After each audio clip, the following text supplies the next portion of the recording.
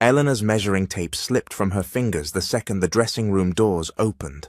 The man standing in front of her was supposed to be dead. 5 years ago, she buried her husband after the shipyard fire. But now he stood in a billionaire's tailored suit, alive, powerful, and looking at her like she was a complete stranger. Her heart stopped, her breath vanished, and one terrifying truth hit her all at once. The billionaire the whole city called Julian Vane was her husband. The needle was more than a tool to Elena. It was a rhythmic anchor in a world that had tried to drift away from her. At 4:30 a.m., while the rest of Harbor City slept behind velvet curtains, Eleanor sat by a single flickering candle, her fingers already cramped into the shape of her labor. Each stitch was a scent, and each scent was a shield against the hunger that paced outside her door, like a wolf. She lived in the shadows of the city's poorest district, in an apartment where the walls were thin enough to hear the heartbeat of poverty, but her spirit remained as taut and resilient as the thread she pulled through the fabric. She paused for a moment to rub her swollen knuckles, her eyes drifting to the small cracked frame on the nightstand. Silas. In the faded photograph, his eyes held the warmth of a summer hearth, a stark, beautiful contrast to the frost creeping across her window panes. 5 years had passed since the shipyard fire that had supposedly stolen the air from his lungs and the light from her life. To the world, he was just a name on a casualty list, but to Elena, he was the ghost that sat at the edge of her bed every night, whispering that she had to keep going for the sake of the child sleeping in the next room. "Look, Mama," a small voice whispered from the doorway. Maya, only 7 years old and far too wise for her age, stood there clutching a crumpled piece of paper. She had drawn a man with broad shoulders and a gentle tilt to his head, a man who looked exactly like the father she had lost when she was only 2. "It's my hero, Mama. He's coming to help us, isn't he?" Eleanor swallowed the lump in her throat, looking at the drawing. Maya was very observant, a trait she had inherited from a father who always looked for the best in people. "Yes, sweetheart," Eleanor lied, the words tasting like copper in her mouth. "Heroes just take the long way home sometimes." The moment of peace was shattered by a heavy, impatient pounding on the door. It was the landlord, a man whose heart was as cold as the December street he constantly threatened them with. "Rent's due, Elena. No more excuses, or you and the girl are out in the snow by Friday." His voice was a jagged blade, cutting through the thin wood. Elena closed her eyes, clutching her wedding ring, the one piece of gold she had refused to sell, where it hung on a chain beneath her patched clothes. Just as the weight of the world felt too heavy to carry, a second knock followed, more refined and deliberate. In the doorway stood a man in a navy suit, tailored so perfectly it moved like a second skin. He was from the Gilded Thread, the city's most prestigious boutique. He didn't look at the cracked plaster, he looked at Eleanor's calloused hands with professional assessment. "We have a contract for you," he said.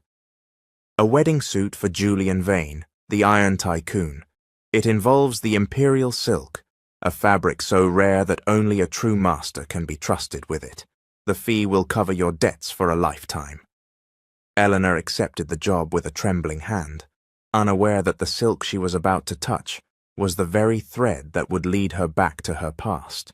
Vane Tower rose above Harbor City like a monolith of ambition, a cathedral of glass and steel that seemed to pierce the very clouds, casting a long, cold shadow over the bustling streets below. As Elena stepped through the revolving doors, she felt like a specimen in a naturalist's collection, her worn wool coat a dull grey blot against the blinding white marble and polished obsidian of the lobby. The air inside was different, filtered, chilled, and smelling faintly of expensive air freshener and the heavy, silent weight of power. She gripped her wooden shoe shine box, now repurposed to hold her tailoring tools, and felt the eyes of the security team move toward her like she was a threat that needed eliminating. She approached the reception desk, a massive slab of stone where a woman with hair pulled back in a style so tight it looked painful sat behind a glowing screen. Eleanor had spent 5 years perfecting the art of invisibility, a skill she had learned in the bread lines and the back alleys, and here, in this palace of capital, she felt her presence fade until she was little more than a ghost in a room of statues. The receptionist didn't look up for a long minute. She merely gestured with a manicured finger toward the private elevator, treating Eleanor not as a person, but as a necessary inconvenience. "Floor 60, the woman muttered, her voice as flat as the glass walls surrounding them. On the 60th floor, the elevator doors opened to an office so large it seemed to have its own weather system.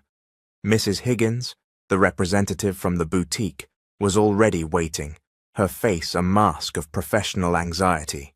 She grabbed Elena's arm, her voice a sharp whisper that cut through the silence.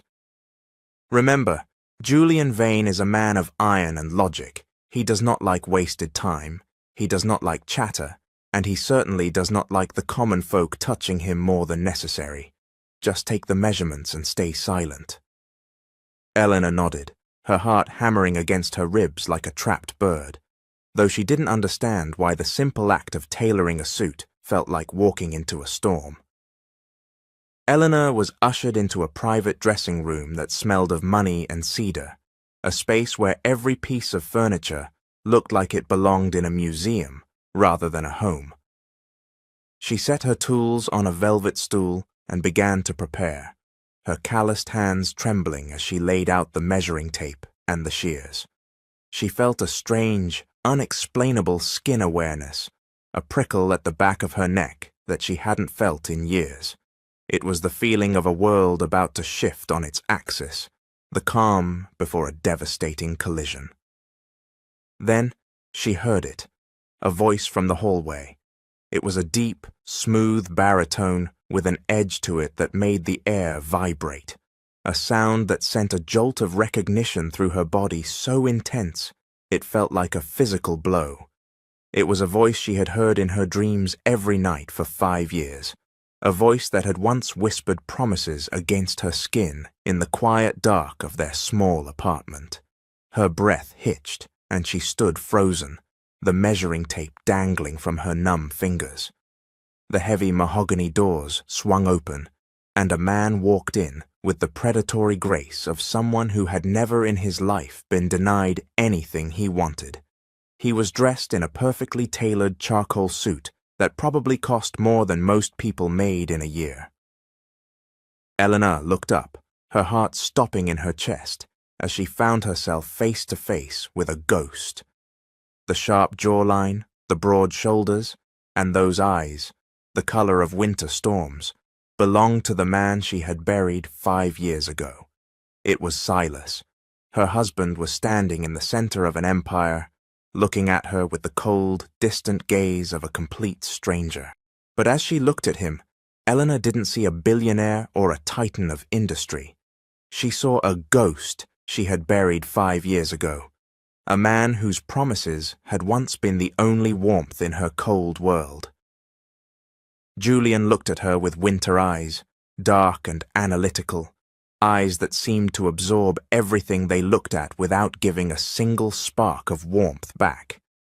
There was no flicker of recognition in his gaze, no softening of his sharp jawline, only the professional distance of a man who was used to treating people as domestic appliances rather than human beings. He looked through her as if she were invisible, a specimen in a collection that he didn't have the time or the inclination to study. "Are you going to stand there all day?" His voice rang out, a deep, smooth baritone that vibrated in Elena's soul like a strike on a heavy bell. "The silk is waiting, and my patience for delay is non-existent." Eleanor's hands felt like lead as she reached for her measuring tape, her vision momentarily blurring with the kind of tears that Zara Hollet once thought she was immune to. She stepped into his personal perimeter, an area that smelled of money and cedar, and she felt the weight of his attention like a physical burden. As she began to measure the breadth of his shoulders, those same shoulders that had once carried their daughter through the park with such joy, she was hyper-aware of the heat radiating from his body. When her fingers accidentally brushed against the fabric of his sleeve, Julian went perfectly still. It was a brief, electric moment of skin awareness, a prickle of recognition that seemed to settle in the marrow of his bones, though his mind couldn't name it. She moved behind him, her touch as light as a whisper, and that was when she saw it. Just below his hairline, near his temple, was a small, moon-shaped scar. She remembered the exact moment he got it, how he had shielded her from a falling shelf in their first tiny apartment, laughing off the pain as if his own safety mattered less than her smile. The sight of it was like a physical blow, a confirmation that this man was indeed her Silas, despite the $3,000 suit and the cold, diamond-hard expression he wore. "Your hands are shaking," Julian observed, his voice losing some of its jagged iron edge and becoming almost curious. He turned to face her, his gaze narrowing as if she were a puzzle he hadn't decided whether to solve or discard. Does the prospect of tailoring for the Vane family truly cause this much distress? Eleanor forced herself to swallow the lump in her throat, her voice coming out as a raspy imitation of her usual strength. "It is the silk, sir," she whispered, her eyes fixed on his tie to avoid those winter storm eyes. "I have never handled fabric of such rare quality, and I am overwhelmed by the responsibility." It was a lie, but it was a necessary one. She couldn't tell him that he was the only quality she had ever truly valued, or that her responsibility was to a husband who didn't even know his own name. Julian studied her for a long moment, and for a heartbeat, the mask of the Ice King seemed to flicker, revealing a hollow place inside himself that no amount of success had ever been able to fill. He realized with a start that this was the first time in years an employee hasn't looked at him like a walking bank account. There was something in her eyes, something fierce, tired, and deeply honest, that made him feel seen as a man rather than a name on a building. He felt a sudden, unexplainable urge to remain in her presence, sensing that this stranger's touch held the rhythm of a homecoming he had spent 5 years trying to find. The silence in the dressing room was thick, a heavy, silent weight of power that seemed to press against the mahogany walls. Eleanor's heart continued its frantic rhythm, her fingers moving with the mechanical precision of a woman who had spent a decade holding her family together through sheer force of will. She was hyper-aware of Julian's presence, his broad-shouldered frame suggesting power held carefully in check, like a weapon that had learned to disguise itself as something less dangerous. The tension was momentarily broken by the rhythmic click of heels against the marble floor outside. The heavy doors swung open to reveal Clara, the woman the city knew as the strategic bride.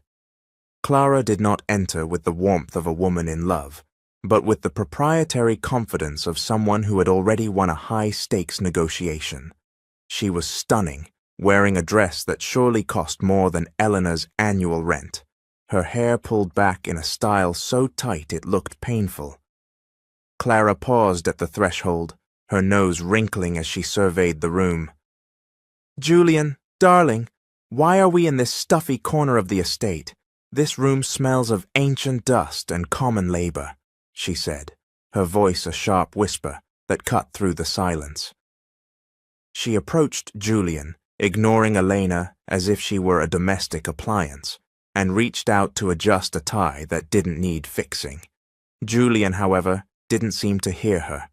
His gaze was fixed on the small wooden box Eleanor had opened to retrieve her thread. While Clara smelled of expensive, cold perfume, Julian found his senses hijacked by a different aroma. He was drawn to the scent of the lavender oil Elena used to treat her thread, a subtle fragrance that felt like a bridge to a world he couldn't quite remember. As Elena pulled a length of silk through her wax, the scent intensified. In that moment, Julian's winter eyes clouding with a momentary confusion, he felt a sudden, unexplainable jolt of recognition, like a dam breaking in his mind. For a heartbeat, the pristine white ceilings of his life vanished, replaced by the flickering light of a small, warm kitchen. He could almost hear the sound of a low, tuneless hum, a lullaby that had forgotten its melody, sung by a woman whose face was obscured by the mist of his amnesia. "Are you finished?" Clara snapped, her eyes tracking Elena's hands with the sharp, calculating expression of someone who ate intimidation for breakfast. Elena didn't look up. She focused on the inner cuff of Julian's sleeve. With a steady hand, she performed a luck knot, a secret, intricate stitch taught to her years ago by Silas's mother. It was a signature of love, a hidden anchor meant to keep a traveler safe. As her fingers brushed against his wrist, she felt the intensity of his attention like a physical thing. Julian went perfectly still, his eyes absorbing the movement of her needle without giving anything back. "That stitch," Julian said, his deep, smooth baritone vibrating in the small space. "It is refined. Where did you study such calligraphy of the needle?" Eleanor finally met his gaze, her dark brown eyes wide and weary. "I taught myself from old patterns, sir. I was told that the knot in the thread is for luck, and that some things, though hidden, are never truly lost." Clara laughed, a sharp, cruel sound. "Nonsense. Luck is for those who lack the intelligence to command their own fate. Finish the suit, seamstress. We have a gala to attend." But Julian's mask of the Ice King had finally developed a crack. He looked around the room, at the minimalist luxury and the expensive furniture that looked like it belonged in a museum rather than a home. For the first time in years, he felt the hollow place inside himself that no amount of success had ever been able to fill.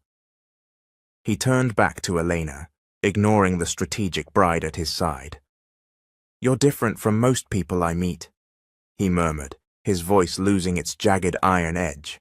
"Most look at this estate and see a kingdom, but standing here, surrounded by the best of everything, I find myself realizing that expensive furniture doesn't cure loneliness."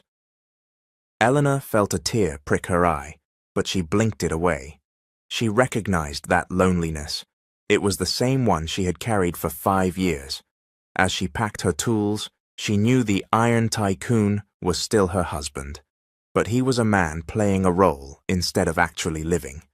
The scent of lavender had opened the door, and the luck knot had been tied. Now, she just had to wait for the thread of his memory to pull him all the way home.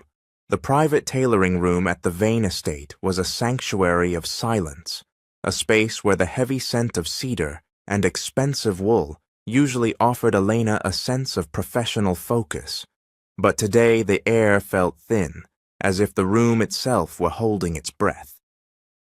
As Elena gathered her shears to begin the day's work on the imperial silk, her gaze was pulled toward a massive mahogany desk in the corner. In the center of that polished surface, sitting atop a stack of merger agreements, was a paperweight that seemed entirely out of place in this palace of glass and steel. It was an old silver pocket watch, its casing dented and its face scratched, as if it had survived a collision with fate itself. Eleanor's heart didn't just beat, it stuttered. Her hands, usually so steady with a needle, began to tremble with a violent rhythm. She knew that watch.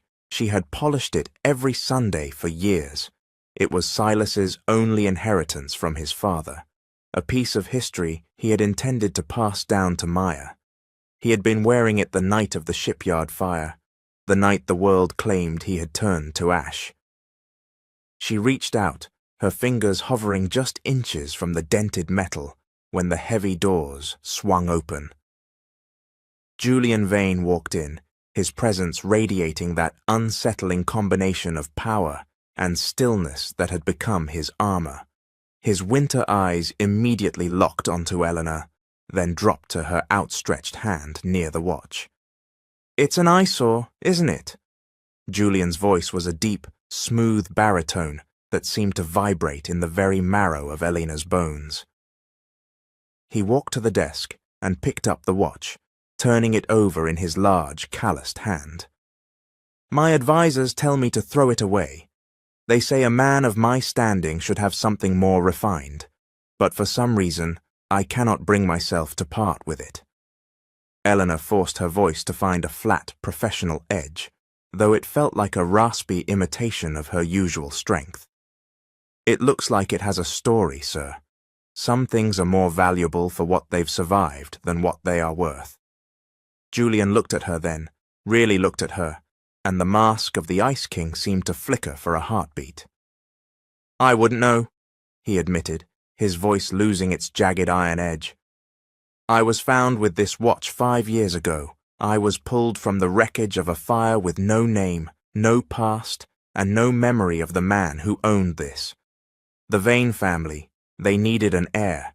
Their actual son had passed away in secret, and they were desperate to protect their legacy. They found me, rebranded me, and gave me a script to follow instead of a life." Eleanor felt a wave of cold clarity wash over her. He wasn't a liar. He wasn't a man who had abandoned his family for a life of luxury. He was a man who had been stolen, molded into a corporate titan by a family that valued their stock price more than a human soul. He was living in a gilded cage, surrounded by the best of everything, yet he was lonely and isolated in a world that didn't actually belong to him. "You look as though you've seen a ghost, Miss Carew," Julian observed, stepping closer.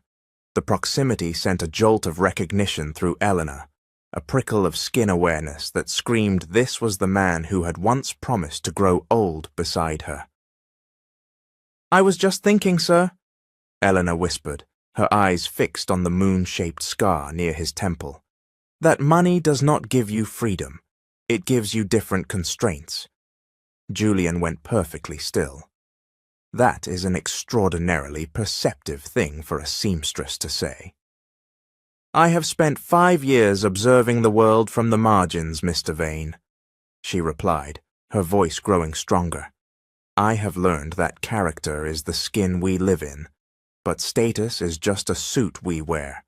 You may have forgotten your name, but the man who owned that watch, I suspect he was someone who valued truth over appearances. For a long moment, they stood in the silence of the fortress, two people whose souls recognized each other, even if their circumstances did not. Eleanor saw the hollow place inside him that no amount of success had ever been able to fill, and she realized that the Iron Tycoon was just a mask. She had the truth on the tip of her tongue. She wanted to scream his name, to tell him about the small apartment and the daughter who drew pictures of him every night. But she looked at the intensity in his grey eyes and felt a sudden, protective fear. The revelation would be a physical blow, a trauma that might shatter his stability before he was ready to handle it. He was a man playing a role, and if she ripped the script away too soon, he might lose himself entirely. "The suit will be ready for the final fitting tomorrow," Eleanor said, bowing her head as she began to pack her tools. "Thank you, Serenity," Julian said, and then he froze, his brow furrowing in confusion. I don't know why I called you that. Your name is Elena." Elena's heart leapt. Serenity, her middle name, the name he used to whisper to her in the dark. The dam was cracking. The scent of lavender and the rhythm of her needle were working. She didn't correct him.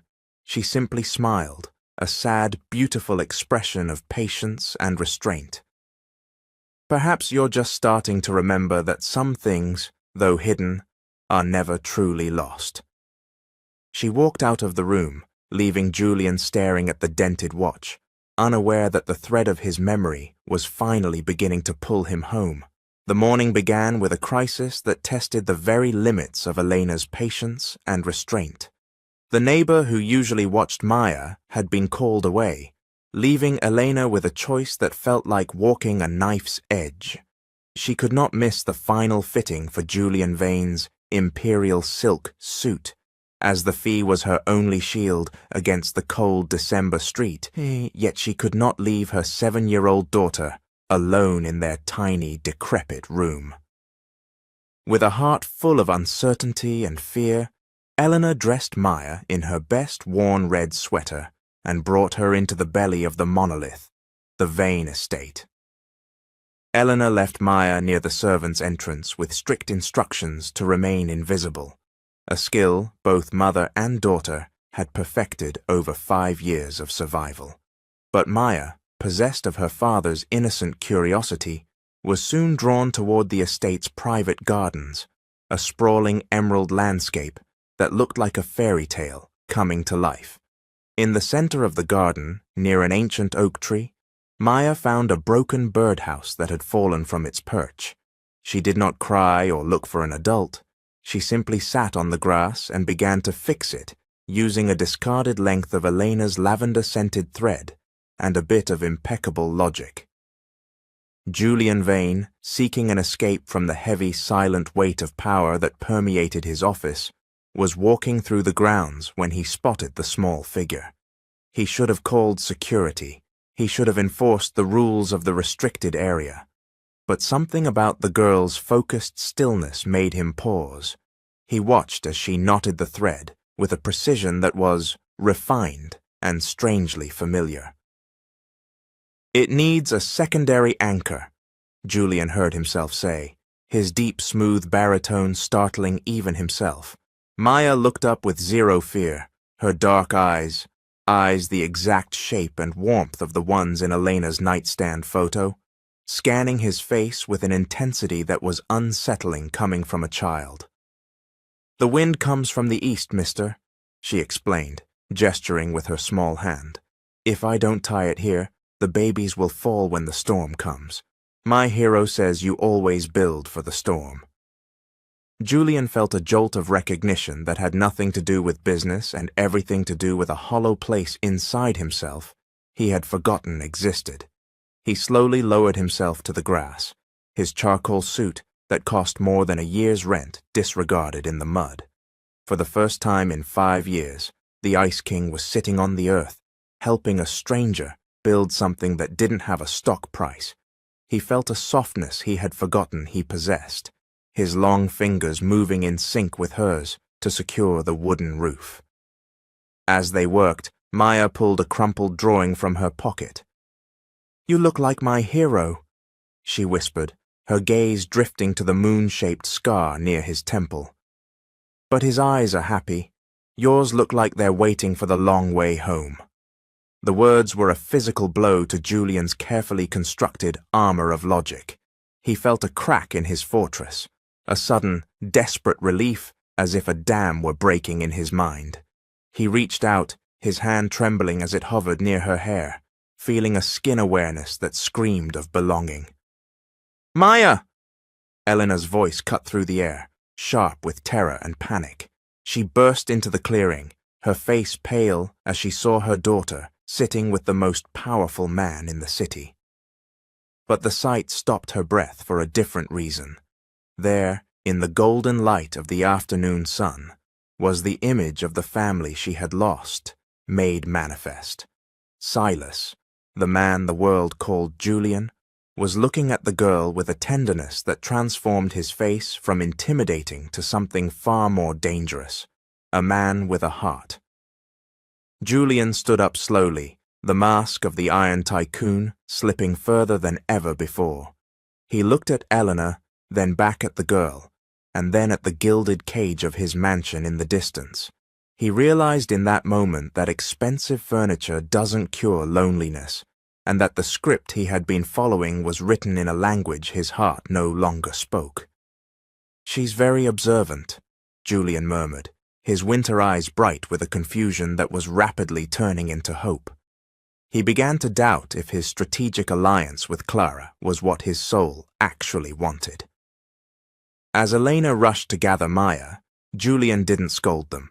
He simply watched them walk away, his mind swirling with nightmares of a fire, and the sudden, visceral need to know why a seamstress's daughter drew pictures of him before they had ever met. He realized that character is the skin we live in, and his skin was starting to itch under the weight of a name that wasn't his own. The gardens of the Vane estate were a masterclass in expensive minimalism, a place where even the grass seemed to grow, according to a corporate schedule. But following the moment under the oak tree, the atmosphere had shifted. The staff, usually a blur of surgical precision and cold silence, were now gathered behind the glass walls of the conservatory, their eyes tracking Eleanor and Maya with a mixture of calculating suspicion and shock. It was a breach of social hierarchy that the Iron Tycoon would disregard his merger meetings to sit on the damp earth with a seamstress's child. "Miss Carew," Julian said, his voice regaining its deep, smooth baritone as he stood and brushed the grass from his trousers. "The afternoon is cold, and you have been working since dawn. Please join me for tea in the pavilion." Eleanor felt the weight of a dozen stares. She knew that in this world, an invitation was rarely just an invitation. It was a puzzle to be solved. "Sir, I am here to finish a suit, not to occupy your furniture," she replied, her voice holding that fierce and tired resonance he had come to expect. Julian's winter eyes flickered with a hint of a smile, the first real one she had seen. "I find that I am weary of furniture that no one is allowed to sit on, and I am curious. Most people in this city would give anything to be in this garden. You look as though you are planning your escape." Eleanor conceded, not because of his power, but because Maya's eyes were wide with hunger. They moved to the marble pavilion, where a servant placed a tea service of gold-rimmed porcelain on the table. The luxury was staggering, yet as Elena watched Julian, she saw the hollow place inside him that no amount of success could fill. He looked at the ornate tea set as if it were a domestic appliance he didn't quite know how to use. "Why do you care?" Julian asked suddenly, leaning forward. "Why do you look at me not as a billionaire, but as someone you pity?" Eleanor didn't flinch. "I have learned that status is a suit we wear, but character is the skin we live in," she said softly. "You have the best of everything, Mr. Vane, but you carry yourself like a man who is lonely despite his best efforts. You are surrounded by people who tell you what you want to hear, but you have no one who knows the man beneath the charcoal wool." Julian went perfectly still. "You see too much, Serene. Elena." He caught himself, the name Serenity slipping out like a ghost from a half-forgotten dream. "I feel like a puppet whose strings are being pulled by someone else. I was given a name, a company, and a bride, but sometimes I wake up and I don't recognize the face in the mirror." Eleanor reached into her worn bag and pulled out a simple dented thermos. "The tea here is fine, sir, but it is made with rules, not with heart." She poured a small cup of the bone broth she had prepared for Maya, the same recipe Silas used to crave on rainy nights. "Try this. It is a recipe for a man who needs to remember where his feet are planted." The staff gasped as Julian Vane, the man who only consumed the finest vintages, took the humble cup from the seamstress's hands. As the first sip touched his tongue, the mask of the Ice King didn't just crack, it shattered. The savory, herbal warmth was a sensory trigger more powerful than any photograph. Suddenly, the marble pavilion and the glass towers began to tilt in his mind.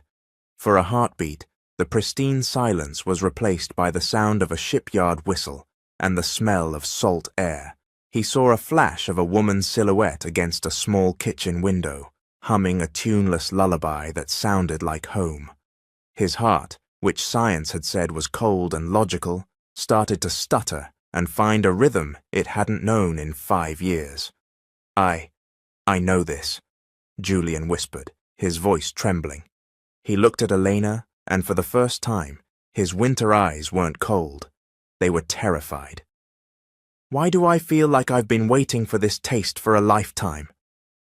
Elena looked at him with patience and restraint, her heart breaking for the man who was finally starting to realize he was a specimen in a collection, rather than an heir. "Because some things, Mr. Vane, are sacred," she whispered, "and love is the only ingredient that the world's richest man cannot buy." Julian stared at her, the drawbridge of his fortress beginning to lower. He realized that money doesn't give you freedom. It gives you different constraints. As they sat in the gathering shadows of the monolith, the thread of the past was no longer just a memory. It was a lifeline, and he was finally brave enough to pull it. The night following the trial of the tea was not one of rest for Julian Vane. The Iron Tycoon found himself paced within the confines of his master suite, a space of cold, minimalist luxury that suddenly felt like a cage. Every time he closed his eyes, the mask of the Ice King was stripped away by a recurring nightmare. A roaring wall of fire, the acrid smell of salt air, and the desperate, melodic scream of a woman calling a name he didn't recognize. Silas. The name vibrated in the marrow of his bones, a frequency that his corporate brain couldn't decode, but his heart seemed to beat to. By 2 a.m., Julian realized that expensive furniture doesn't cure loneliness, nor does it quiet a soul that has finally started to scream. He needed answers that weren't found in merger agreements or stock portfolios. He needed to find the woman whose lavender-scented thread had tied a knot in his mind. The next morning, a sleek black vehicle that looked completely out of place in the modest streets of the Harbour District pulled to a stop in front of a dilapidated tenement. Julian emerged, his charcoal suit a sharp, dark blot against the grey, salt-stained walls of the neighborhood. He felt a strange jolt of recognition as he stepped onto the cracked pavement. His feet seemed to know the rhythm of these streets. His lungs seemed to recognize the heavy, humid air of the docks. He climbed the stairs of Elena's building, his winter eyes scanning the peeling wallpaper and the flickering lights. When he reached the door of apartment 4B, he didn't knock with the authority of a billionaire. He knocked with the hesitation of a man who was terrified of what he might find. Eleanor opened the door, her face pale, her dark brown eyes widening as she saw the titan of Harbour City standing in her hallway. "Mr. Vane, the suit. It isn't finished until this afternoon. I didn't come for the silk, Elena," Julian said, his voice a raspy imitation of its usual command. "I came because I can no longer live in a fortress of silence." He stepped into the small room, his presence filling the space until the air felt thick and hard to breathe. His gaze drifted to the small nightstand, landing on the cracked frame he had seen in his mind's eye during his nightmares. He picked it up, his fingers trembling as they traced the glass. In the photograph, a man with his face, but with eyes that held the warmth of a summer hearth, smiled back at him.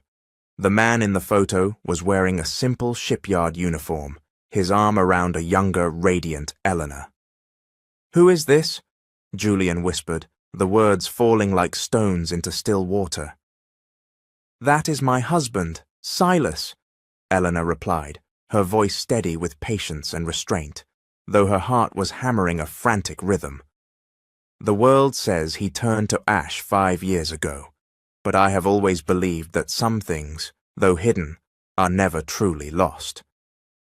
Julian looked from the photo to his own reflection, in a small, spotted mirror, on the wall, the moon-shaped scar near his temple, the breadth of his shoulders.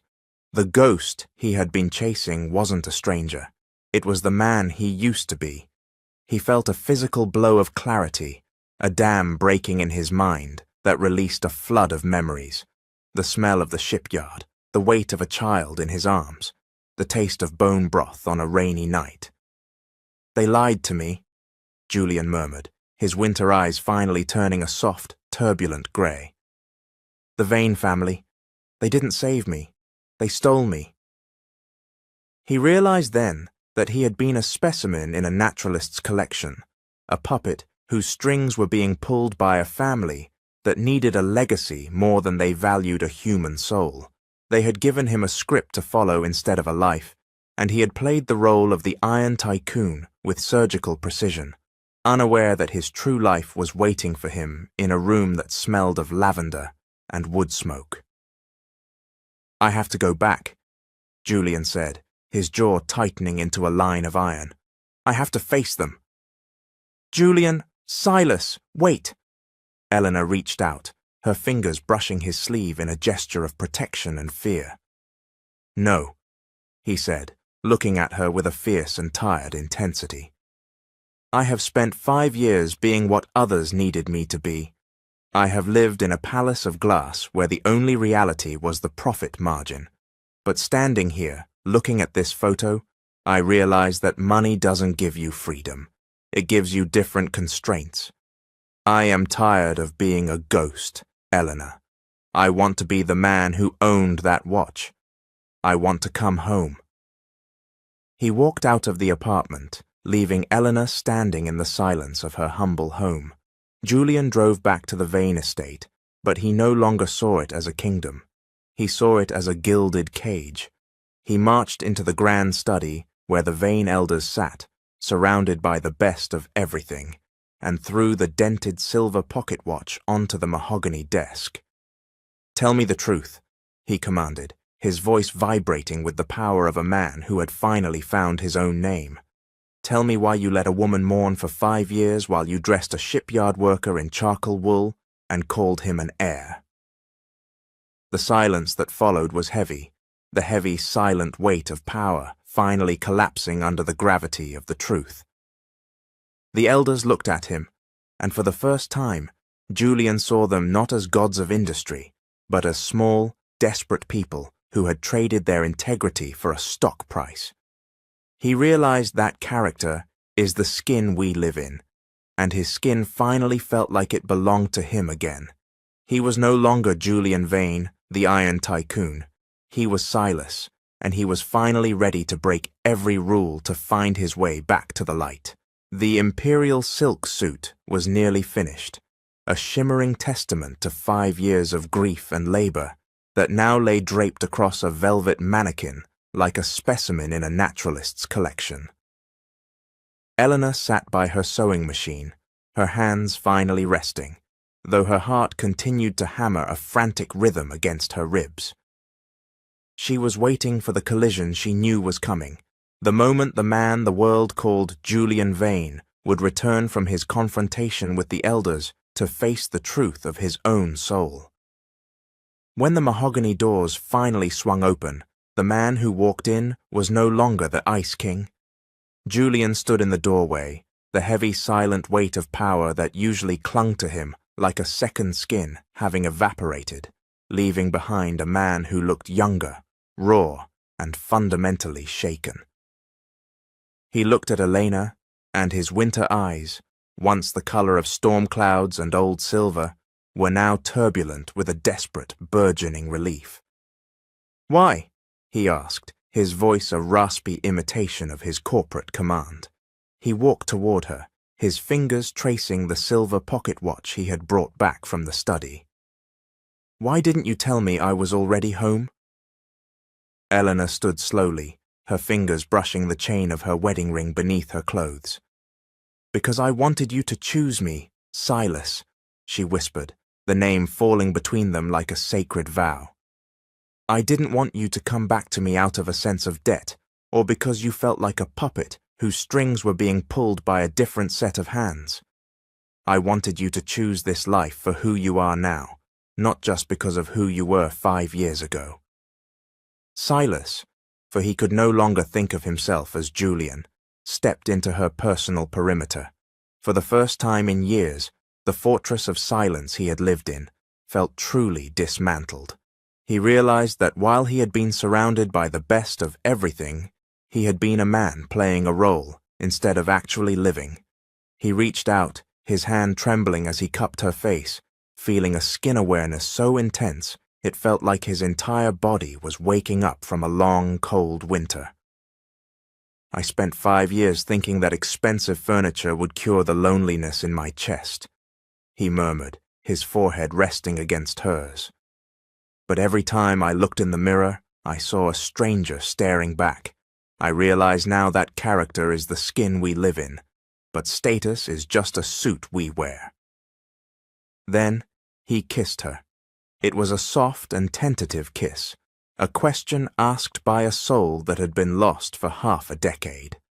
As their lips met, it felt like something inside was finally unlocking, a dam breaking that released a flood of belonging.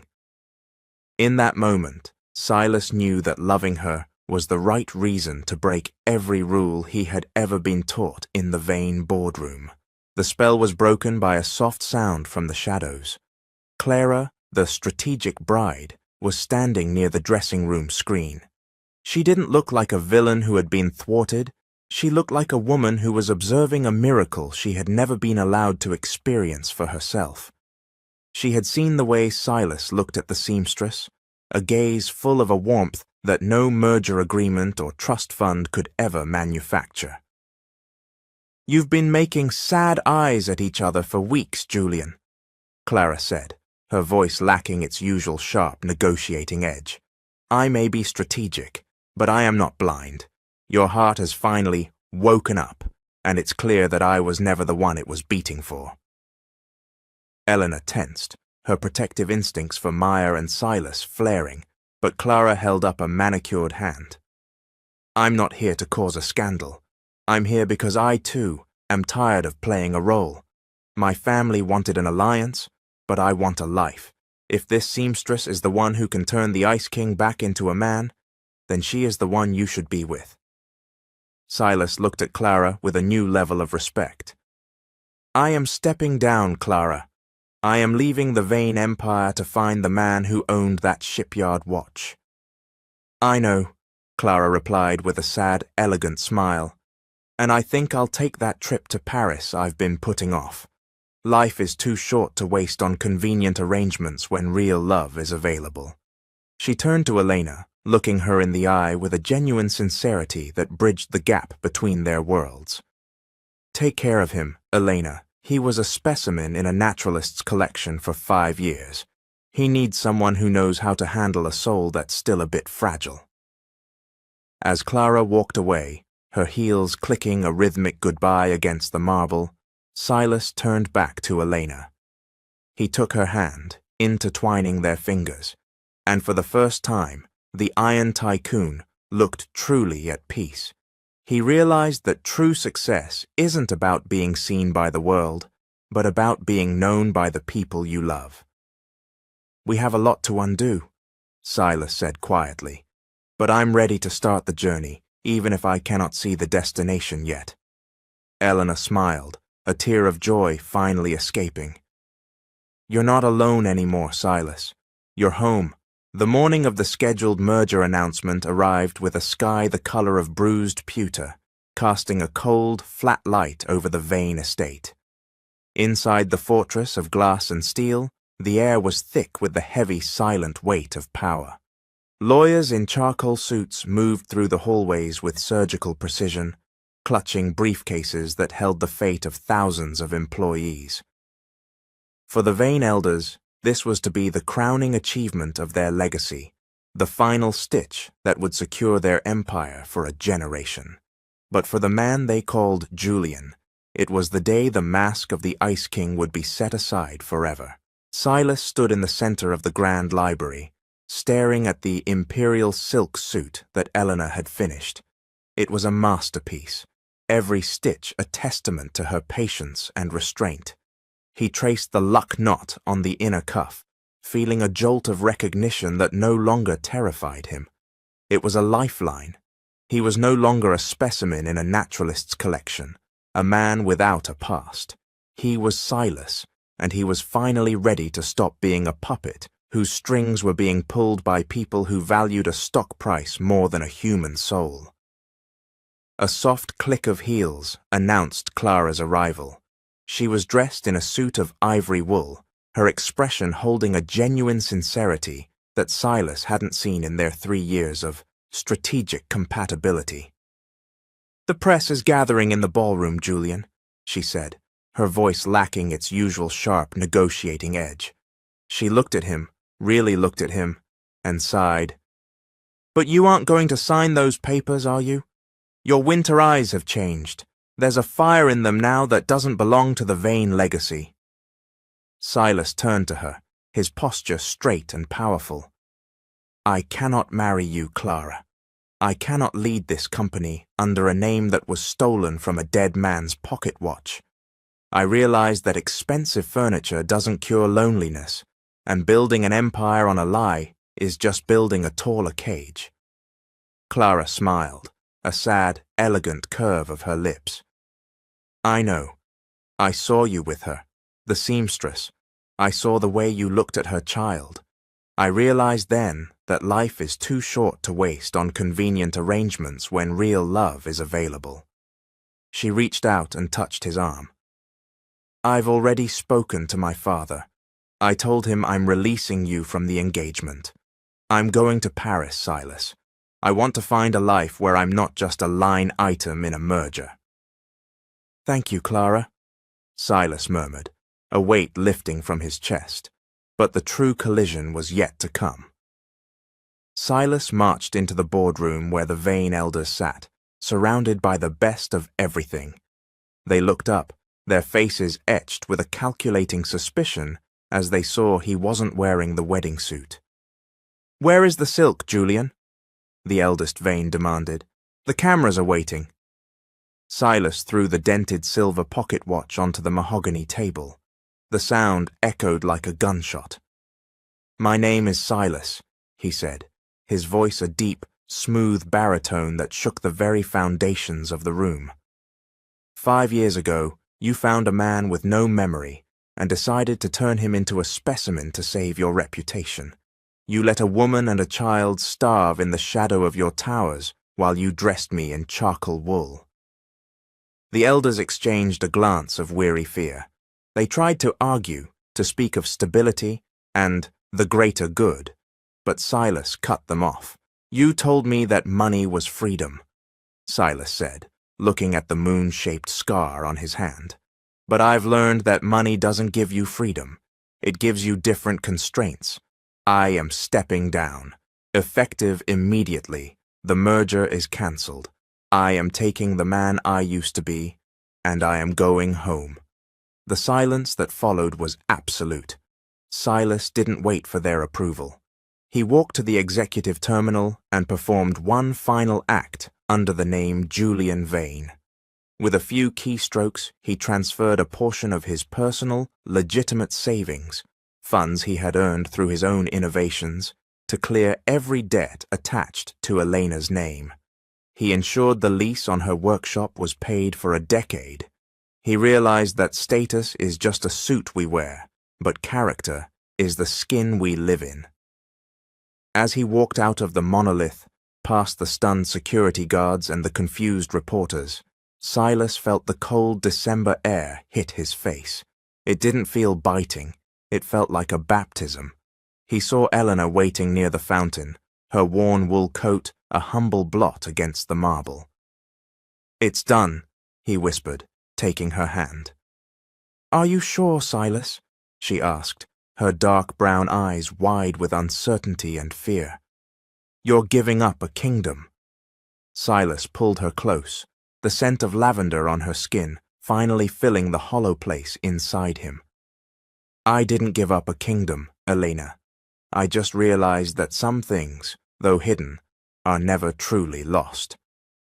Together, they walked away from the fortress of glass, two people who had survived a fire and a 5-year winter, finally ready to see if the thread of love was strong enough to sow a new life from the ruins of the old. The air in the harbor district was different than the filtered, chilled atmosphere of Vane Tower. It was thick with the scent of salt spray, the metallic tang of the shipyards, and the persistent aroma of wood smoke from the small tenements. For Silas, stepping back into this world felt like emerging from a fortress of silence into a symphony he had finally remembered how to conduct. He realized that for 5 years he had been living as a specimen in a naturalist's collection, a man whose every move was curated by a family that valued their stock price more than a human soul. His first act of reclamation was symbolic. In the small apartment that Elena had managed to keep through years of patience and restraint, Silas stood before a spotted mirror. He slowly peeled off the $5,000 charcoal suit, the armor of the Iron Tycoon, and felt the heavy, silent weight of power finally slide off his shoulders. He replaced it with a pair of faded jeans and a simple cotton t-shirt. As the fabric touched his skin, he felt a jolt of recognition that no board meeting had ever provided. Looking at his reflection, he didn't see the Ice King anymore. He saw a man who looked younger, raw, and fundamentally whole. He realized that status is just a suit we wear, but character is the skin we live in. "You look like yourself," Elena whispered from the doorway, her dark eyes wide and weary, with a joy she was still learning to trust. "You look like the man who promised to grow old with me." Silas walked toward her, the hollow place inside him that no amount of success had ever been able to fill, finally beginning to mend. "I spent 5 years thinking that expensive furniture would cure the loneliness in my chest," he murmured, taking her calloused hands in his. "But I was just a puppet whose strings were being pulled by people who didn't know my name. The most powerful thing I ever owned wasn't a company, Elena. It was my name. It was being yours." The weeks that followed were a blur of hard-won progress. Using the legitimate savings he had earned through his own engineering innovations, Silas didn't build another glass tower. Instead, he and Eleanor signed the lease on a spacious, sun-drenched corner building in the heart of the community. They named it the Serenity Loom, a fair-trade textile boutique designed to employ the women of the district who had spent their lives being invisible. Silas spent his days using his Iron Tycoon strategic mind to organize supply chains for local weavers, while Eleanor handled the calligraphy of the needle. He found a new kind of effectiveness, not the kind that moved markets, but the kind that moved people's lives from desperation to hope. He realized that money doesn't give you freedom. It gives you different constraints, and he chose the constraints of a life built on truth. The most profound change, however, happened in the evenings. Maya, who had spent years drawing a hero she thought was a ghost, finally had a father who could teach her how to build things that lasted. They sat on the floor of the new boutique, surrounded by rolls of silk and the scent of lavender oil. Silas didn't talk to her about mergers. He talked to her about the luck knot and the importance of an anchor that could withstand the storm. One Saturday, as they worked together to fix a set of display shelves, Maya looked up at him with the innocent curiosity of a child who saw the world without filters. "Your eyes are different now, Daddy," she said, her small hand reaching out to touch the moon-shaped scar near his temple. "They don't look like they're waiting anymore. They look like they're home." Silas felt a physical blow of emotion, a desperate relief that made his breath hitch. He pulled his daughter into a tight embrace, realizing that this warmth was more precious than any kingdom he had abdicated. That night, the family of 3 sat around a simple wooden table, eating a meal of simple but plentiful food, the bone broth that had once served as a sensory trigger for his returning memory. There were no servants, no mahogany walls, and no cameras. There was only the sound of laughter and the rhythmic ticking of the old, dented silver pocket watch Silas had reclaimed from the veins. As Silas looked at Elena across the candlelight, he realized that his second chance wasn't just about getting another opportunity. It was about being wise enough to recognize it and brave enough to take it. He had started as a man who had everything and nothing, and he had become a man who had a fraction of the wealth, but everything that made life worth living. "I may have forgotten my name for a while," he whispered to Elena, his voice steady with peace, "but my heart never forgot the rhythm of your needle." The Ice King was dead, but Silas had finally found the long way home. The porch of their home in the harbor district had become their sanctuary, a wooden stage where the drama of their lives had finally found its peaceful resolution. As the sun began its slow descent over the water, it painted the sky in shades of orange and pink, a celestial embroidery that no needle could ever hope to replicate. Silas stood by the railing, the salt air of the docks mingling with the scent of lavender that always seemed to cling to Elena, and for the first time in 5 years, he didn't feel like a specimen in a naturalist's collection. He felt like a man who had finally found the long way home. He looked down at his hands, the same hands that had once signed merger agreements worth millions, and had later learned the calligraphy of the needle at the Serenity loom. He traced the moon-shaped scar near his temple, no longer seeing it as a mark of a tragedy, but as a map of his survival. "You're thinking about it again, aren't you?" Eleanor's voice was a soft anchor in the evening quiet. She stepped beside him, her presence filling the hollow place inside him that wealth had never been able to touch. "I was thinking about the fire," Silas admitted, his voice a deep, smooth baritone that held no more of the Iron Tycoon's ice. "For so long, I saw that night as the moment my life ended. I saw the smoke and the pain as a wall that separated me from everything real. But standing here, watching the light hit the water, I realized that sometimes the best meetings start with a mess. If the world hadn't burned down that night, I might have spent my life as just another man in a shipyard, never knowing the strength of the woman I married or the depth of the love that would eventually pull me from the wreckage." Eleanor smiled, reaching out to take his hand. She looked down at their intertwined fingers and felt a quiet surge of pride. "I remember how my hands used to shake," she whispered. "In those first years, every time I picked up a needle, I was terrified that the thread would snap and we'd be left with nothing. I was stitching against the cold December street, trying to hold a broken world together. But look at them now." She held her hands up in the golden light. They were calloused and marked by years of labor, but they were steady with peace. They were the hands of a master, not just of fabric, but of her own fate. They stood in the gathering shadows, realizing that their journey had taught them a truth the fortress of glass could never understand, that patience is not weakness, but strength expressed through restraint. It would have been easy for Elena to scream the truth the moment she saw him in the vain boardroom. It would have been easy for Silas to stay in his gilded cage, protected by his billions. But they had both chosen the harder path, the path of waiting, of observing, and of allowing the heart to find its own rhythm again. They had learned that status is just a suit we wear, but character is the skin we live in. "I made a lot of promises when I was Julian Vane," Silas said, turning to Elena with an intensity that made her breath catch. "I promised investors returns. I promised the city stability. But those were just scripts written by people who didn't know my soul. From this moment on, I only have one promise that matters." He leaned down, his forehead resting against hers, in a gesture of protection and belonging.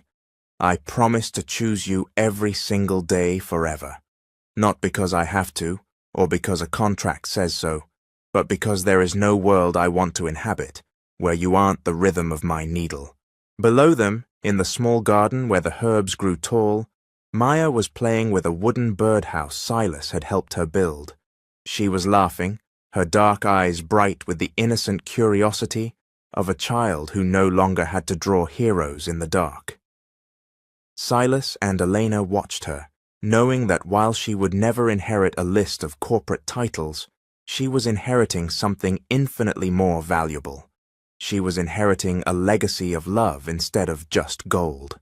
She was growing up in a home where the most powerful thing anyone owned was their own name, and where the thread of love was strong enough to withstand any storm. As the last sliver of the sun disappeared, leaving the harbor in a gentle, indigo twilight, they knew that their story was a testament to the fact that some things, though hidden, are never truly lost. Dear friends, this story reminds us that status is a suit we wear, but character is the skin we live in. True success isn't about being seen by the world, but about being known by the people you love. We often chase the best of everything, thinking it will fill the void, only to realize that expensive furniture doesn't cure loneliness. Second chances aren't just about getting another opportunity. They're about being wise enough to recognize it and brave enough to take it. If you are lost today, remember, there is a thread of love that can always lead you back to yourself. For some things, though hidden, are never truly lost. Whatever bridges you've burned, know that change is possible and redemption is real. Stay blessed, Hope Nation. And remember, the person who drives you crazy might just be the one who saves your life. The end. Thanks for watching. This is your storyteller, Mr. Hope. Please subscribe.